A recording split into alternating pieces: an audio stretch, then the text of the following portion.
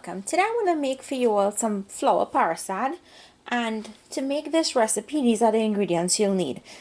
You'll need some flour, some granulated sugar, whole milk or stay fresh milk, some cow brand ghee, and I suggest that you get this one. Do not buy any other ghee because your parsad will not taste the same.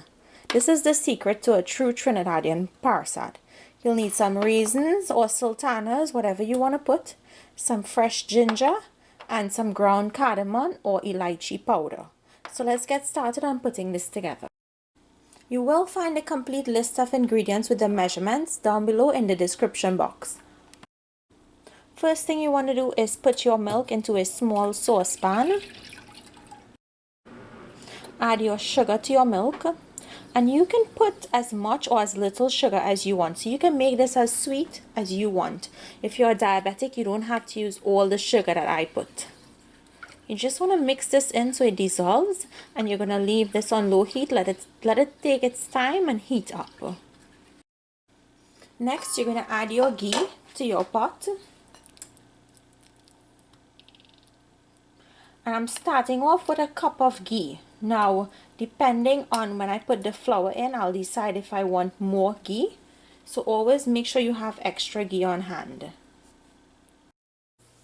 When your ghee has melted, you're going to add in your flour. And you want to make sure you have your heat on medium or medium low because you want to take your time and cook this. You do not want it to burn and get brown. Okay, all you're going to do now is mix your flour into your ghee.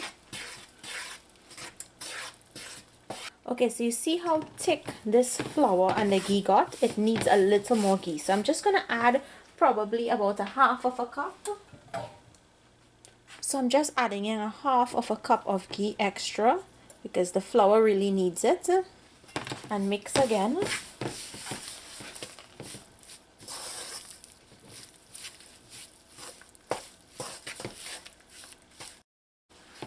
So once it's like this and you can turn it, that's the consistency you're looking for. So what you're going to do next is you're going to cook this or patch this on low heat. And if you're using an electric stove, I have mine on 5. And I'm just going to cook this and patch it low and slow for about 15 to 20 minutes. And you have to keep turning it and turning it and turning it until that 20 minutes is up.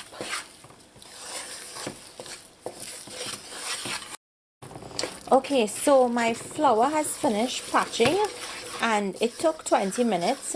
And one thing I want to tell you all is if you're patching your flour and it's getting dark really fast, you need to drop that heat lower. You don't want to be patching your flour and it burns. If it burns, it's going to taste really bad. So at this point, I'm going to just lower my heat a little bit. My milk has already warmed up. I just took it off the element. Okay, next you're going to add in your raisins, your ginger, and some elychee.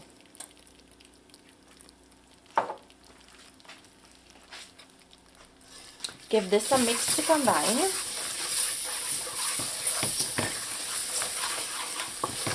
And one thing is, when your flour is finished patching, you'll notice that it feels really light and airy compared to when you first start to patch it and it feels really heavy. Okay, now what you want to do is you want to put your heat on high.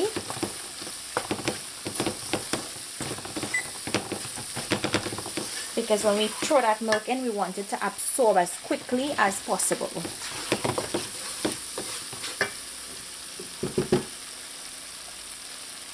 Now you're going to throw your milk in and throw a little at a time. And you're going to mix so that that flour absorbs that milk. You see how fast the flour absorbed it?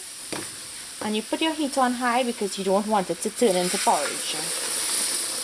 If you were to keep your heat on low, the flour will not absorb that milk and you will end up with a very soggy parsad mixture.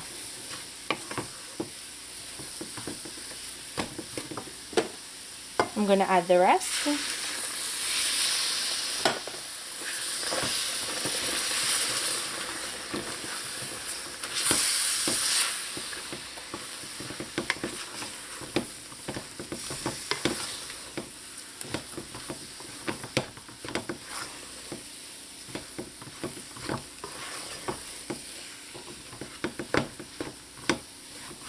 And this is finished once your milk has been absorbed.